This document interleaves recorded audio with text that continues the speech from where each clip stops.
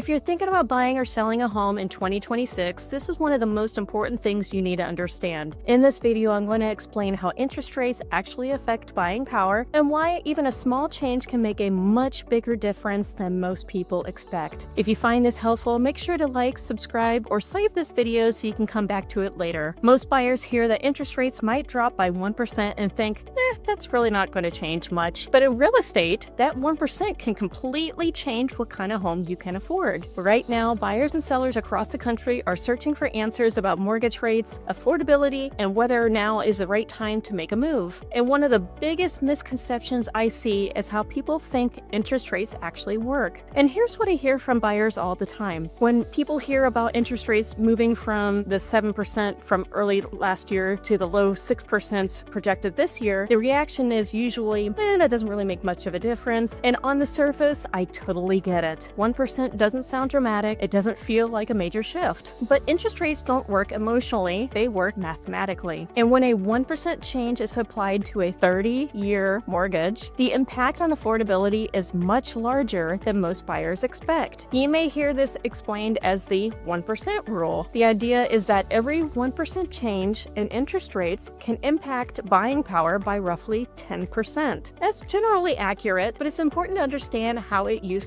should be used. And this is a rule of thumb, not a guarantee, and it's meant to explain the relationship between interest rates and purchasing power, not to replace a lender's exact numbers. So before we walk through an example, I do want to be very clear. The numbers I'm about to use are purely hypothetical and for educational purposes only. Real purchasing power depends on factors like income, debts, credit score, down payment, property taxes, insurance, and the loan type. But even with all those variables, the concept we're about to talk through still holds true. So let's say there's a buyer comfortable with a $3,000 monthly housing payment. At a higher interest rate, that payment might qualify them for roughly a $400,000 home. Now imagine that interest rate drops by just 1%. That same $3,000 monthly payment could now support a purchase price closer to $440,000 or even $450,000. Same buyer, same income, same monthly payment, but a very different house. And this is where many buyers get tripped up. Home prices get all the attention, but monthly payment is what lenders